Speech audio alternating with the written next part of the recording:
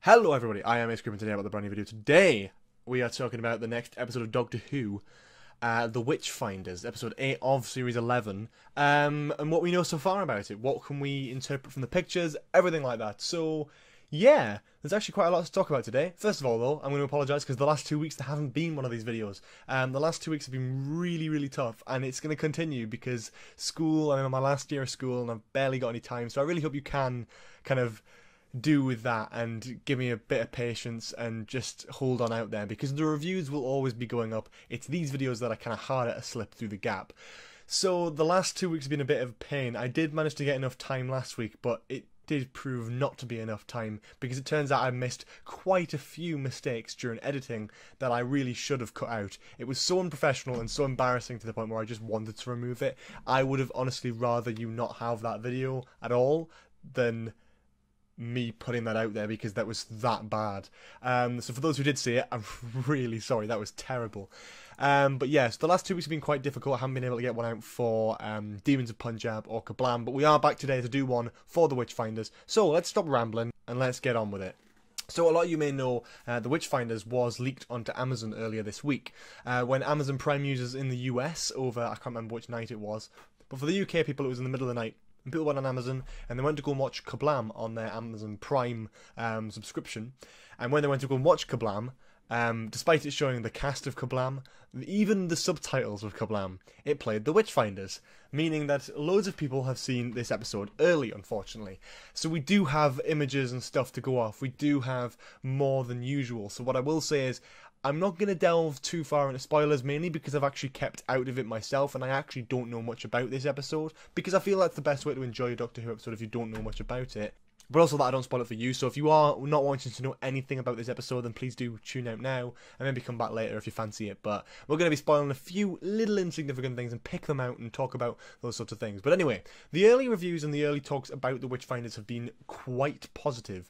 They're saying it is probably, you know, not the best historical episode of this series, because obviously you're going against the Demons of Punjab and Rosa, two of which were very emotionally focused historical episodes, whereas this one isn't as such emotionally attached, but more so just a genuine historical fun story, kind of a bit like the Shakespeare Code, although that's not the best example. It's the one I can think of off the top of my head. Maybe the Unquiet Dead, something like that, like a oldie worldy historically one that is just focused on bringing a bit of fun to a story, opposed to trying to do anything hard-hitting, which hard-hitting's great. Obviously, Rosa and the Demons have been two of my absolute favourites this series because of how real, you know, they're dealing with. They're both very real events that are very important to human history, so it's good to know about them, it's good to learn about them, and it's also good to have Doctor Who episodes based on them, because it's a way of being able to showcase that on a platform that lots of people will see.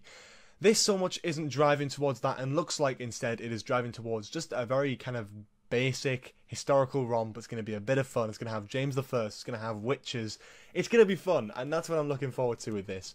The early reviews have said it's pretty good, though. Not obviously to the point of like Rosa or Demons, but it's still pretty good. People are saying Jodie Whittaker is at her like pinnacle at this point, which is really interesting. So I'm really looking forward to seeing her, you know, get better, because I'm actually really loving her performance as it is. So better is just incredible to see that there is actually an option for her to get any better, because I'm absolutely loving her at the moment. So better is always great, you know, even the best can get better, and I'm really looking forward to that. So yeah, the basic early reviews have been, you know, quite obvious in how they feel about it. You know, it's not the best, but it's also pretty good. You know, it's not on the lines of Rosa or Demons, but it's still a really good historical story. I can see from the images and the shots and all that sort of thing that the costumes, the feel of the episode will feel like that era, which is something this series has done really well anyway. So I'm really looking forward to that. But anyway, let's talk about the Doctor Who TV teasers for what I can actually interpret. So the Doctor Who TV teasers have been a staple of this little series of videos that I've been doing, pretty much as 10 teasers, spoiler-free, for the episode itself. So I am going to be looking up those and talking to you pretty much about them. So number one has 3 excerpts from the Bible. I'm going to go through them very quickly and kind of break down what they might mean and what they are referencing. Exodus 22:18 is very much related with King James I, which is, "Thou shalt not suffer a witch to live." Not, you know, it's one of those cryptic Bible things, but it's related to witches, it's related to King James I. There you go. It'll be about, you know, killing witches and getting them off the planet and that sort of thing. So that's the first one. The second one is Matthew 22:39, which is a bit of an odd one. This is the love your neighbour as yourself. Kind of like the traditional love thy neighbour type thing. I am imagining, and this is just a far out guess, I haven't seen any of the spoilers from the leaked stuff, but as a guess, this seems to be the idea that perhaps the witches of this episode, the mud witches for example, are aliens maybe, or creatures that are relative and native to Earth. A bit like the Silurians in that respect, that it's kind of like a love thy neighbour type thing. You know, you treat all neighbours the same, doesn't matter whose house is nicer, you all treat each other the same because you're all living on the same street. That's a weird analogy, but it worked eventually in the end. So yeah, that's kind of what I'm imagining. Maybe it's another creature, or maybe it's nothing to do with that at all. Maybe it's just a very far out reference that we're not even going to get. And the final one, my absolute favourite. So a lot of you may recognise this one if you've seen Pulp Fiction. Ezekial 25:17 is the third extract shown on this teaser page, which of course is an odd one if you do know Pulp Fiction. If you haven't seen Pulp Fiction and you're old enough to watch Pulp Fiction, or your parents allow, definitely watch it. It's a fantastic film, and it's one of those films that's like, it's just pretty damn good, isn't it? So yeah, we're here to talk about that, because the quote of Ezekiel 25:17 is plastered with stuff about Pulp Fiction, and that is because the character that Samuel L. Jackson plays, he reads this excerpt from the Bible before he kills someone. It's a very memorable selection of different events during the film where he reads this out, and kind of hoping that Jodie or one of the Tardis team ends up reading an excerpt from this, because I feel like, you know, if this came out the 13th Doctor's mouth, I would be absolutely dying. It would be amazing. I'd love to see it, but I don't know if it will. But anyway, for all of your thorough entertainment, I'm going to read out this excerpt. "The path of the righteous man is beset on all sides by the inequalities of the selfish and the tyranny of evil men. Blessed is he who, in the name of charity and goodwill, shepherds the weak through the valley of darkness, for he is truly his brother's keeper and the finder of lost children. And I will strike down upon thee with great vengeance and furious anger for those who attempt to poison and destroy my brothers, and you will know my name is the Lord, when I lay my vengeance upon thee." Bang, bang, bang. Shoot, shoot, shoot. Yeah, I really hope someone says an excerpt from that, and I really hope that someone in particular is Jodie Whittaker's 13th Doctor. Number 2, "You may prostrate yourselves before me." That's a quote from the episode, presumably from King James I. And despite sounding like another word that many people may recognise, prostrate is the act of lying stretched out on the ground with one's face downwards, which to me sounds like someone's in the middle of doing a star jump and they fall flat on their face and just stay there. So I think that's kind of what we may be expecting, and I'm assuming it's King James I, but yeah, we'll have to wait and see. Number 3, someone takes a bit of a shine to Ryan. Now, down to many different rumours and speculations, I have heard that this person may be a bit of a shock to people. The person who was supposedly going to take a bit of a shine to Ryan may be King James I. Now, this may jump at a few people who love to criticise the show at any certain point, but to kind of avoid that, I'm going to read or show a few little things that are actually historically accurate, that King James I was referred to as a sort of mock name, not to his face, but by many, as Queen James, who, not openly homosexual or bisexual, which he was allegedly, has kissed males in public areas. I believe it's here in the 1580s, King James openly kissed Francis Stuart Hepburn, Earl of Bothwell. He also lived in houses with many men who he would be able to access through corridors. It's a very odd topic, because obviously with it being in the 1500s, there's no concrete evidence. But with there's so much leaning towards it, it seems like it is more likely than not likely at this point that King James I, as a historical figure, was bisexual. Even though he was married to a woman, he would happily sleep round with lots of men. I think that's the vibe these general historical articles are giving off. I am by no means a historian. I took it for GCSE, didn't study any of this, and dropped it for A-level because I was bad at it. So there is no concrete evidence I'm pushing forward here. But if that's what it's relating to, that he might say a couple of lines to Ryan, that people will be thinking, oh, wait a minute, what are they trying to do here? They're trying to make this king gay, or they're trying to make this king bisexual. It's not agenda pushing before people jump on it. It is historically accurate to an extent. It is a very, very big conspiracy that people think, oh, I think he was gay. Hence why he was called, as a nickname, Queen James. But anyway, we're not going to delve into that any further. If you want to do your own research, just Google it, as did I, and I went through a lot of articles and a lot of different things, suggesting one thing, suggesting another thing. But if it is referenced in this episode, it's not agenda pushing. It is trying to be historically accurate for the most part. Number 4. These are hard times for women. If we're not being drowned, we're being patronized to death. Which, yeah, that's definitely a bit of a iffy line, but it's absolutely fair enough if the women of the streets are just being taken and drowned. I think it's an absolute fair one to make. But, yeah, I presume that's from that girl we saw in the trailer, the village girl. Could potentially be her, but, again, not 100% sure on that one. Number 5. Funniest subtle quote. Why does the lassie speak of commerce? Referencing commercialism. The lassie speaking of, or the girl speaking of selling things, because obviously it's probably referring to the women's rights, of the fact that they probably weren't allowed to do that. Obviously referring to number 4's teaser, with it being hard times for women. If you're not being drowned, you're being patronised. It's unlikely that, you know, Jodie will be accepted for going, oh yeah, I'll go and buy that, I'll go and do this, From the teaser images and that sort of thing, it's very evident that we are seemingly going to see Jodie get drowned as part of one of the witch trials. So I think that'll probably be involved with that. If she's acting all, you know, doodaloo, over the top and big and noisy, then she'll probably be picked up on a little bit. Number 6. The Doctor refuses a glass of wine, but still has a hangover.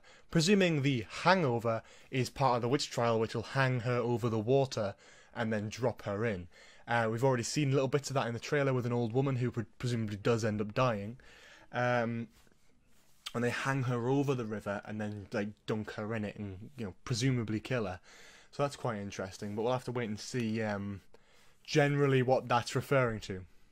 Number 7. The primary lesson from Danny Pink's second episode is referenced in the 3rd act. Not sure what this is referring to. I presume Danny Pink's second episode is referring to listen, which is very prevalent on a lot of different themes. Potentially Gallifrey, potentially a monster hiding in the dark that isn't really there. Potentially, there's plenty of things it could be doing. As long as it doesn't reference Clara, I'm happy. Number 8. The 2 doctors are both female. Presumably one of them is the Doctor, and the other one is a doctor, a female, you know, medical person in this little village here. I'm not 100% sure on that one, to be honest with you, but yeah, it's possible. Not exactly what else it would be referring to be honest with you. Number 9. While we're on the subject of numbers, somebody gets name dropped 38 times. Also, a picture is worth 1,000 words, or 6 in this case. So that's an interesting point of that. It is referring to that someone is name dropped a few times and maybe there's a few pictures of them on the wall. I think this might be Elizabeth I, who has a very strong history with the Doctor, of course, marrying David Tennant's incarnation in Day of the Doctor, and of course having a sort of struck vengeance for David Tennant's incarnation of the Doctor in the Shakespeare Code. So, presumably because it's around the same era, just about, I would say about 50 to 100 years later, I think it is, maybe not even that, that there will be references to Elizabeth I. So I think that could be it. When it's saying 6 words is worth a picture, so we're presuming we're going to see, you know, 6 paintings and then 2 name drops of Queen Elizabeth, for example, and that'll add up to 38. So we'll have to wait and see. I don't know though. That's the kind of thing I'm expecting, especially with one of those hidden cryptic teasers, telling us that a picture is worth 1,000 words, or 6 in this case. Yeah. 10. Look at him. Alfonso's loyalty is rare and pure, and it's only a matter of time before I inevitably get let down. I reckon that's coming from King James I, probably talking about one of his guards or loyal servants. Not 100% sure on that one, to be honest with you.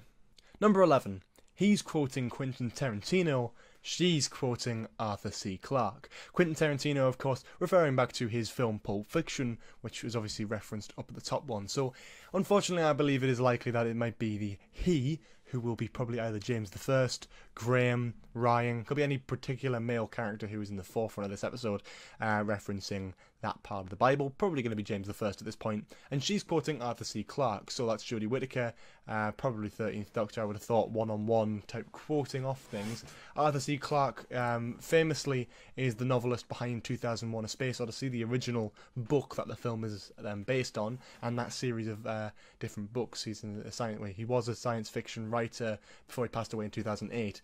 So I believe her referencing that is very, very fitting with it being a sci-fi thing. But anyway, that is all of the teasers today. But there is one more little thing to talk about. There are more bold letters that do spell out a word. This one is ridiculous. Usually they are like, oh, I remember Arachnids had like Tardis team. This one doesn't have Tardis team. This has something French that I don't even understand, so I had to Google this one. Honi soit qui mal y pense. Now, I hope I haven't offended any French people when I said that, because, quite frankly, I probably did. This is the motto, which translates to, shamed be the person who thinks evil of it. And it is the motto of the Order of the Garter, which is one of the highest ranking chivalry orders in England. I've done a bit of research, founded by Edward III in 1348, and regarded as the most prestigious British order of chivalry in England and the United Kingdom. So, probably relating to the fact that either King James I or that woman we keep seeing in the trailers, I can't remember what her actress name is, but she was in Benidorm, and it's really annoying me, because I can't remember it. But perhaps she's part of that. You know, there's always those sort of different things, and that phrase might link into that, perhaps. But that's all I could really analyse from these teasers. I hate to go too in-depth because it makes my brain hurt. But yeah, that's pretty much that.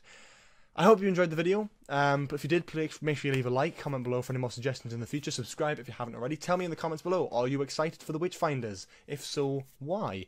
And we will see you on Sunday regarding the actual review of the episode. See you all then, have a lovely day, bye bye.